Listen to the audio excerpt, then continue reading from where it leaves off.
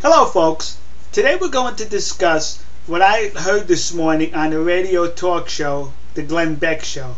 It was about this lady.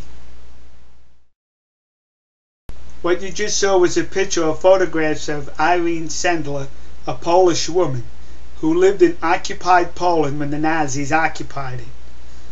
What the Nazis did, they gathered all the Jews and they put them into a section of Warsaw, the capital of Poland, in a small area which became known as the Warsaw Ghetto. It was cordoned off with barbed wire and brick walls. And basically the people were left there to live in misery and to starve, or ship off to slave labor camps, or ship off to concentration camps. Well, Irene knew the fate of those people, and she worked for the health ministry.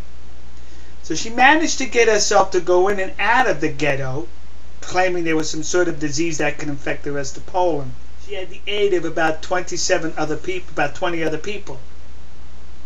And she would go into the ghetto every day with her ambulance driver.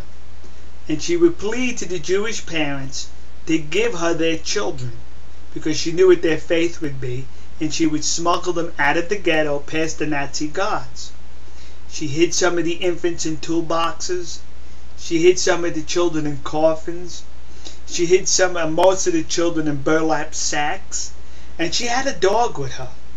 And she had trained this dog that whenever the truck stopped and the Nazi guard came to inspect, the dog would bark. Not at the guard, but just bark as to muffle the sounds of the infants crying in the toolbox or in the burlap sacks. Well, when Irene would go home in that evening, she would put the names of the children she took out of the ghetto into a jar, and who the parents were and who she gave the children to. She gave them to orphanages, she gave them to Christian families, she gave them to convents to look after her. And then she would bury that jar in her backyard. Well, the Nazis found out what she was doing, so they arrested her.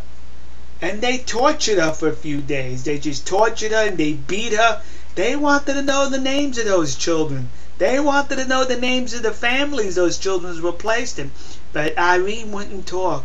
She withstood the beatings and the torture.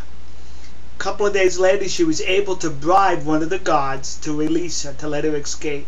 And she escaped, went to her backyard, took out the jar, and I guess went into hiding for the duration of the war. At the end of the war, it became known that Irene and her follower and the people who helped her rescued 2,500 children from that ghetto. 2,500 children survived the war because of Irene and the people who helped her.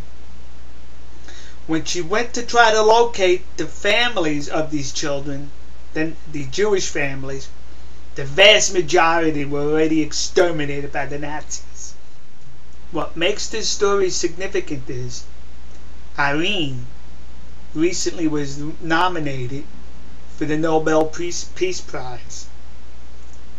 But during that year that Irene was nominated for the Nobel Peace Prize, she was not awarded the Peace Prize. This person was.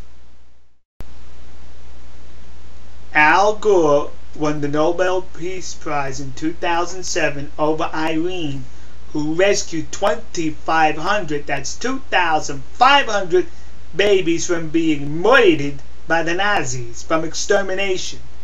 All Al Gore did was put together a slideshow, a movie, and write a fictitious book.